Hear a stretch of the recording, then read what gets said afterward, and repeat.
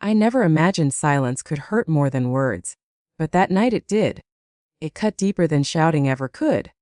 I was standing in their living room, still holding the container of soup I'd made that afternoon, the steam fogging up the plastic lid, when she said it. "She's here too often?"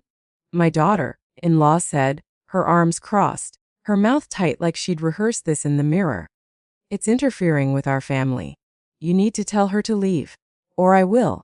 I turned toward my son, Daniel, my boy, the child whose scraped knees I had kissed, whose fevers I'd stayed up all night watching, whose college graduation photo still sat framed on my dresser. He didn't look at me. The silence stretched. Long. Unforgiving. I waited. Surely he would speak. Surely he would say something. Anything. Instead, he exhaled slowly and said, almost to the floor, "She has a point, Mom." That was it. No defense. No explanation. No acknowledgement of the way my hands were shaking around that soup container. I set it down on the counter carefully, afraid that if I didn't, I'd drop it and shatter right along with it. Then I picked up my purse, nodded once, and walked out without a word. They didn't follow me. I drove home in a daze, the streetlights blurring into streaks of white and yellow. I don't remember pulling into my parking space. I don't remember climbing the stairs to my apartment. I only remember sitting on the edge of my bed in the dark, listening to my own breathing like I was a stranger. At 2017 am, I opened my laptop. The mortgage payment was scheduled for the 1st of the month. Automatic, quiet, invisible, just like I'd been. I clicked cancel. I didn't sleep that night. Daniel knocked on my door the next morning like the building was on fire. Hard, desperate, out of rhythm. When I opened it, he looked panicked, like a child again, eyes darting, shoulders tense. "Mom, the bank called. The payment didn't go through." I stepped aside and let him in. "Yes," I said. "I know. You know." His voice cracked. "Then fix it, please. There must have been a mistake." There was no mistake. He stared at me. "What do you mean?" "I mean I'm not paying it anymore." The words sounded strange out loud. Heavy. Final. He ran a hand through his hair. "Mom, you can't just stop. We need that money." I looked at him then. Really looked. He looked older than his years, tired, frayed. But not once did he ask how I was. Not once did he mention the night before. "You don't need me," I said quietly. "You said so yourself." "That's not what I meant." "It's what you allowed." He opened his mouth, closed it again. I went to the kitchen and poured myself coffee. My hands didn't shake anymore. "You let your wife tell you to kick me out of your life," I said. So I stepped out. Completely. Jessica came later that day. She didn't knock. She barged in like she owned the place, her heels sharp against my tile floor. "So this is some kind of punishment," she snapped. "Because I asked for boundaries." "You asked me to disappear," I said. "And I did." She laughed, sharp and humorless. "You think money gives you power over us." "I never wanted power," I said. "I wanted respect." Daniel stood between us, his face pale. "Mom, please? We'll talk about what was said. We'll fix that. But the mortgage? The mortgage is your responsibility," I said. "Not mine." Jessica's eyes narrowed. "You're being dramatic." "I'm being done." Her voice dropped. "You know we can't afford it without you?" I met her gaze. "Then you shouldn't bitten the hand that fed you." She called me manipulative, controlling, accused me of buying my way into their marriage. Said I used money to keep Daniel tied to me. I didn't interrupt. I let her talk until she ran out of breath. Then I told her the truth, about the 50,000 down payment, about the 1,500 a month I'd been quietly covering, about the retirement account I'd drained because my son asked me to. Daniel looked like the floor had vanished beneath him. "You told her?" he whispered. "I should have told her from the beginning," I said. "But you asked me not to. You wanted me hidden." Jessica's face drained of color. "You lied to me," she said to him. He said nothing again. That was the moment something in me finally let go. Not snapped. Not broke. Just released. I asked them both to leave. They didn't speak to me for weeks after that. The bank did, then the lawyer. Then the paperwork. I forced the sale. I cried alone some nights. I won't pretend I didn't. A mother doesn't stop loving because her heart is wounded. But I stopped sacrificing myself on the altar of their comfort. They lost the house. I kept my credit. 6 months later, I started yoga. Made friends. Learned how quiet peace could be. And then the message came. A baby girl. Named after me. I stared at the phone for a long time. I didn't reply. Some doors aren't slammed shut. Some are closed slowly, carefully, because leaving them open would cost you everything. I loved my son. But I loved myself enough to walk away. The days after I didn't reply to that message were strangely calm. Too calm. The kind of calm that makes you uneasy, like the air before a storm. I went to work, came home, cooked simple meals, folded laundry. Ordinary things. But every time my phone buzzed, my chest tightened before I even looked. Daniel didn't call. Jessica didn't text again. Weeks passed. I told myself that silence was good. That it meant they were finally handling their own lives. That it meant I could breathe. Still, some nights I lay awake staring at the ceiling, imagining a baby I hadn't seen, a tiny face with my son's eyes, wondering if I'd made a choice I would regret for the rest of my life. Then one evening, as I was locking my car in the apartment parking lot, I heard my name. I turned. Daniel stood there, thinner than I remembered, his shoulders slumped, his hands shoved deep into his jacket pockets. He looked smaller. Not like the confident married man he'd tried so hard to be. Like a boy who had lost his footing. I didn't know you were coming, I said. I didn't know either, he admitted. I just drove. We stood there awkwardly, the hum of traffic filling the space between us. Can we talk? He asked. I hesitated, then nodded. Inside my apartment, he sat on the couch like a guest, not a son. His eyes scanned the room, lingering on the familiar things. The old bookshelf. The lamp he'd broken as a teenager and glued back together badly. She's sleeping? He said suddenly. The baby. I said nothing. She cries a lot. He went on. Jessica's exhausted. So am I. I imagine you are? He swallowed. We're staying with her parents? It's crowded? I waited. He rubbed his face. Mom, I messed up? Yes, I said gently. You did. I should have protected you. He said, voice thick. I should have told her the truth. I should have stood up for you. You should have, I agreed. Tears welled in his eyes, surprising both of us. I didn't realize how much you were carrying until it was gone. Everything felt easier when you were there. And I let that turn into entitlement. I listened, didn't interrupt, didn't rush to comfort him like I would have once. She says you abandoned us, he continued. That you chose money over family. And what do you think? I asked. He looked at me then. Really looked. I think you finally chose yourself. Something loosened in my chest. I love my daughter, he said quietly. But I don't know how to fix what's broken anymore. I took a deep breath. Daniel, loving someone doesn't mean setting yourself on fire so they can stay warm. I tried that. It nearly ruined me. He nodded slowly. I'm not asking for money, he said quickly. I swear. I just wanted you to know I see it now. That matters, I said. But seeing isn't the same as changing. Silence again. Different this time. Softer. I bring her someday, he asked. The baby. Just to meet you. I closed my eyes for a moment. When I opened them, I spoke carefully. Maybe, but not yet, and not without honesty from both of you. He nodded. I understand. When he left, I didn't cry. I sat in my chair and felt something unfamiliar settle in. Peace. Not because everything was fixed, but because I finally understood something I wish I'd learned years earlier. Love without boundaries isn't love. It's slow self-destruction. And choosing yours doesn't mean you stop loving others.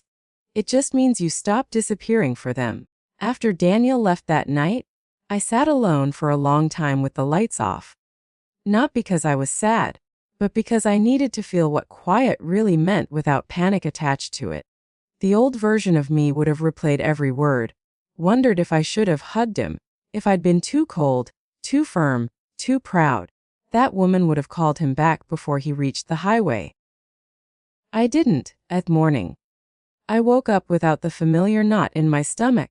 I made coffee and drank it slowly by the window, watching a couple across the street argue over whose turn it was to scrape ice off the windshield.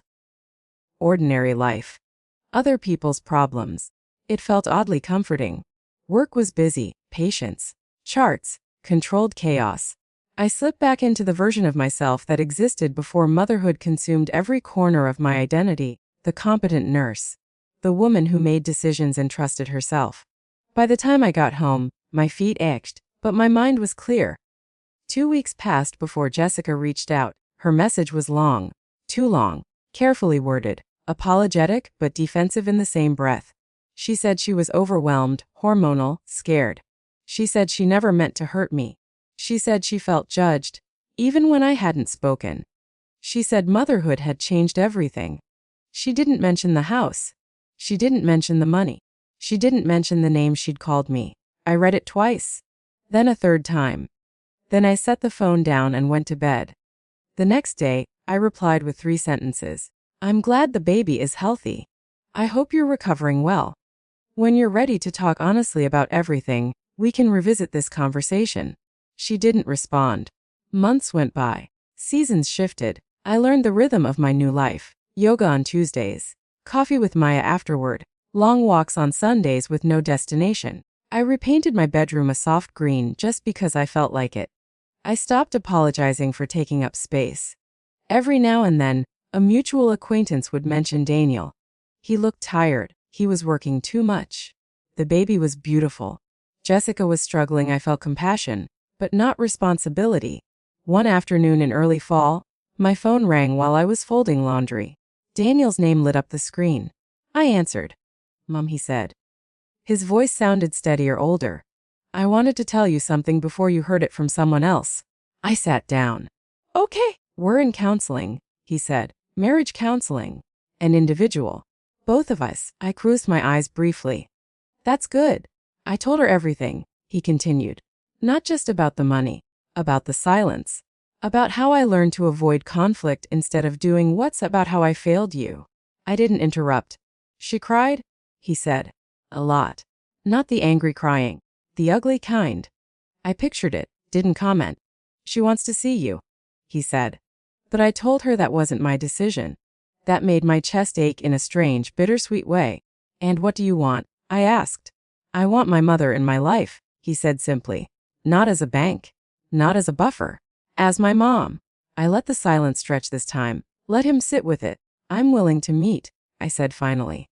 In a public place? For coffee, no baby, no expectations. Thank you, he said. His voice broke on the word. The cafe was bright and noisy. Neutral ground. Jessica arrived first. The baby carrier left conspicuously in the car. She looked different. Softer around the edges. Older. Tired in a way makeup couldn't hide. She stood when she saw me. Hesitated. Then sat back down. Thank you for coming. I'm here to listen, I replied. Not to be blamed. She nodded quickly. I know. I was wrong. I waited. I was threatened by you, she admitted. Not because you did anything wrong, but because you mattered so much to him. And instead of dealing with my insecurity, I tried to erase you. Daniel stared at the table. I used words I can't take back, she said. I used the baby as leverage. I manipulated. I'm ashamed of that. That surprised me. I don't expect forgiveness, she added. But I needed you to know I see it now. I took a breath. Seeing it is the first step, I said. But trust isn't rebuilt with words alone. I understand, she said. We're not asking for anything. Daniel looked up. Just a chance. Over time. I nodded slowly. Time is exactly what this will take. We talked for an hour. About boundaries. About money never being discussed again. About respect. About what would happen if those lines were crossed. When we stood to leave, Jessica paused. She really is beautiful, she said quietly. Your granddaughter. I met her eyes. I'm sure she is. Outside, Daniel hugged me. Carefully, like someone afraid of breaking something fragile. I'm proud of you, he said. So am I replied. I went home alone that night. I made dinner for one. I slept deeply. Some relationships don't end, they transform. And some versions of yourself must die so you can live. I didn't lose my son. I found myself. The first time I saw her, I didn't cry. I expected to. I had imagined tears the moment I saw that tiny face. Imagined my knees going weak, my heart cracking open all over again. But when Daniel carried her into the cafe weeks later, bundled in a soft yellow blanket, all I felt was stillness. A deep, grounding calm. This is her, he said quietly. She blinked up at the lights, unimpressed by the weight of the moment. Her nose was small, her lips pursed like she was considering a complaint. When she yawned, my chest tightened just a little. "She looks like you," I said. "The eyes." Jessica watched me closely, like she was waiting for judgment, or rejection, or something sharp. "Would you like to hold her?" Daniel asked. I didn't answer right away. I studied his face, then Jessica's. This wasn't about permission. It was about trust. "Yes," I said finally. She was lighter than I expected. Warm. Real. When she settled against my chest, something ancient stirred inside me. But it didn't overpower me the way motherhood once had. This wasn't obligation. This wasn't sacrifice. This was choice. "Hello," I whispered. "I'm not here to save anyone. I'm just here to know you." She slept through it. We didn't stay long. I handed her back before my arms grew tired, before emotion could tip into instinct. Boundaries, I reminded myself, are not walls. They are doors you choose when to open. After that, things move slowly, intentionally. No more surprise visits, no more assumptions, no more unspoken debts hanging in the air like ghosts. Daniel called once a week, sometimes twice. Not always to talk about problems. Sometimes just to tell me something mundane, a funny thing the baby did, a meal he cooked, a book he was reading. Jessica sent occasional messages, updates, photos, no demands, no guilt. When she apologized again months later, it sounded different. Not urgent. Not self-protective. Just honest. I accepted it. Not because I owed her forgiveness, but because carrying anger was heavier than letting it go. Still, I didn't step back into the role they'd carved for me before. I didn't offer money. I didn't offer solutions unless asked. I didn't rearrange my life to stabilize theirs. And something interesting happened. They started figuring things out on their own. Daniel found a better job. Jessica went back to work part-time when she was ready. They moved into a modest place they could afford without help. It wasn't perfect. It was theirs. One evening, Daniel said something that told me everything had truly changed. "I told Jess we can't ask you for help unless it's emotional," he said. "Because that's what family is supposed to be." I smiled into my tea. Years ago, that sentence would have broken me with longing. Now it just felt right. On my birthday, they came over, brought cake, no expectations, no speeches, just presents. When they left, my apartment returned to its quiet, and I didn't feel abandoned. I felt complete. Later that night, I sat by the window again, watching the city settle into sleep. I thought about the woman I had been. The woman who confused endurance with love. The woman who believed being needed was the same as being valued. I wished I could tell her what I know now. That love grows healthier when it's chosen, not demanded. That helping should never cost you your dignity. That walking away can be an act of profound care, for yourself and for others. I didn't lose my family. I changed the rules of how I belonged to it.